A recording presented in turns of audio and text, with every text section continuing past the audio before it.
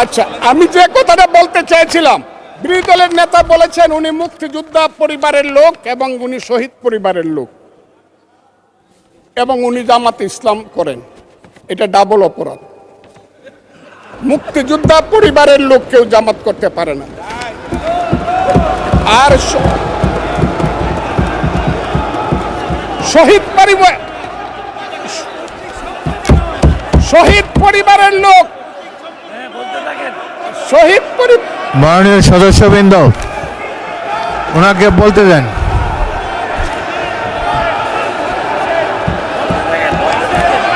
মাননীয় সদস্যবৃন্দ, order order, আপনারা শৃঙ্খলা রক্ষা করুন। মাননীয় সদস্যবৃন্দ, সংসদে শৃঙ্খলা রক্ষা করুন। মাননীয় সদস্য ফজলুর রহমান, আপনি শেষ করুন, কষ্ট পাইতেছেন, বক্তব্য শেষ করুন। আমি আবারও বলে রাখলাম, শহীদ পরিবারের লোক তো জামাত করতেই পারে না, আর জামাত করলে ডাবল অপরাধ করতেছে। দুই, তাহলে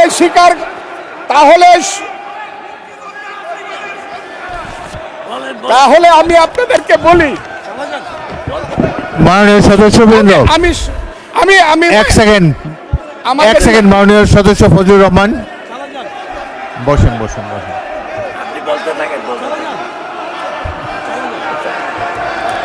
আমি আপনাদেরকে মাননীয় সদস্যবৃন্দ, প্রোটেকশন আশা করতেছি।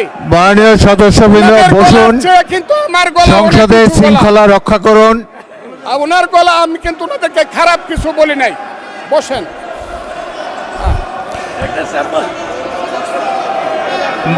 মাননীয় সদস্য ফজলুর রহমান, মাননীয় সদস্য ফজলুর রহমান, আপনি একটু অপেক্ষা করুন। মাননীয় সদস্যবৃন্দ, আমি আমি বলছি, এই যে দেখেন তারা বসুন বসুন,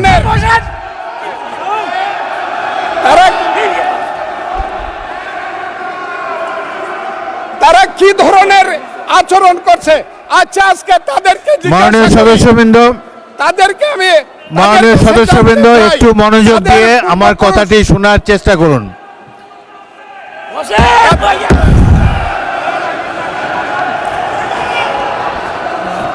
মাননীয় সদস্যবৃন্দ, গাজী নজরুল ইসলাম বসুন।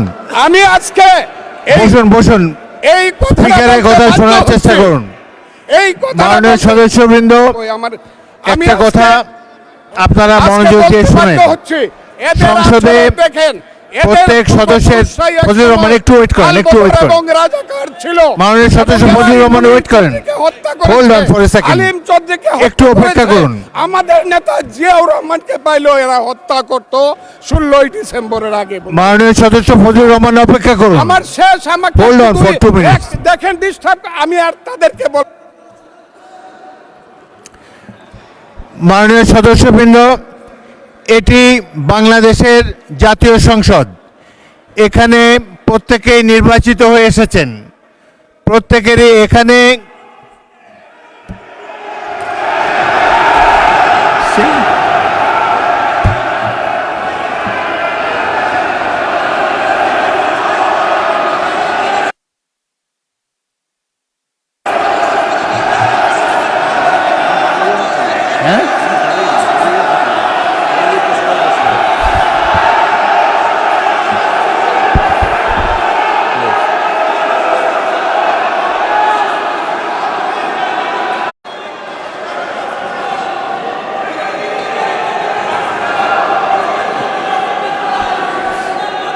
মাননীয় সদস্যবৃন্দ বসুন বসুন বসুন প্লিজ।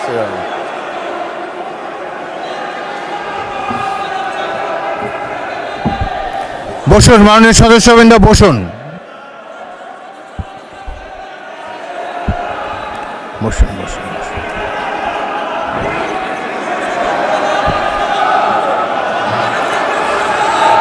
মাননীয় সদস্যবৃন্দ,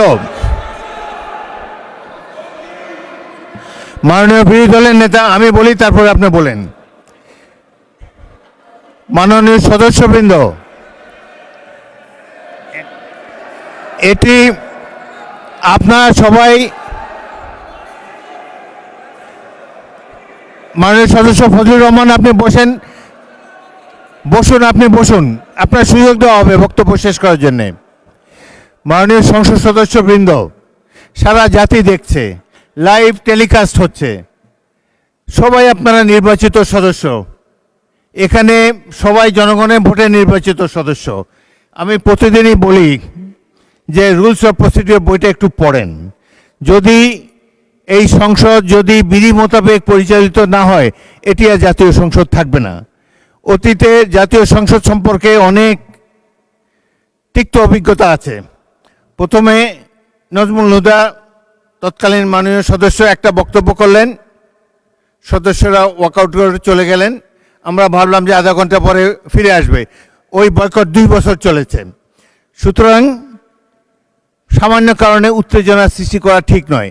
প্রত্যেকেরই বাক স্বাধীনতা আছে। প্রত্যেক সদস্য এখন ইভেন 370 বিধিতে দলীয় হুইপ নেগলেক্ট করে, উপেক্ষা করেও ব্যক্তিগত মতামত এখন সবাই দিতে পারেন। এখানে প্রত্যেকেরই বাক স্বাধীনতা আছে। যদি কোনো সদস্য, সরকার দলের সদস্য আর বিরোধী দলের সদস্যের মত এক হবে, এমন তো হতে পারে না। এই জন্যই একটি সরকারি দল, একটি বিরোধী দল এখানে আছে। জনগণই এভাবে নির্ধারিত করে দিয়েছে। যদি সরকারি দলের কোনো সদস্য তার বক্তব্যে আপনাদের আপত্তি থাকে, আপনারা এরপরে তো plenty of time is there, আপনারা তার বিরুদ্ধে তিনি যা বলেছেন সেই যুক্তি খণ্ডন করুন। তিনি ভুল বললে তাকে পাল্টা অভিযোগ করেন তার বিরুদ্ধে। কথা বলার সময় তো সুযোগ আছে, কিন্তু এই যে শিশুরাও লজ্জা পাবে এই ধরনের, যদি বয়স্ক শ্বশ্রুমণ্ডিত ব্যক্তি, বয়স্ক যারা অলরেডি দাদা হয়ে গিয়েছেন, তাদের নাতিরাও হয়তো এখানে গ্যালারিতে বসে দেখছে, তারা কি ভাববে এটা সম্পর্কে। আরেকটি জিনিস হলো, সংসদের স্পিকার যখন দাঁড়ায় তখন এটি অবশ্য কর্তব্য সবাই এখানে বসে পড়বেন। যদি আমাকে তো আপনারাই তো আমাকে স্পিকার বানিয়েছেন, আমি এই সংসদের কাস্টোডিয়ান, অভিভাবক। যদি চেয়ারের প্রতি এই সম্মান আপনাদের না থাকে, তাহলে জাতীয় সংসদের প্রতি মানুষের কোনো রেসপেক্ট থাকবে না আগামী দিনে।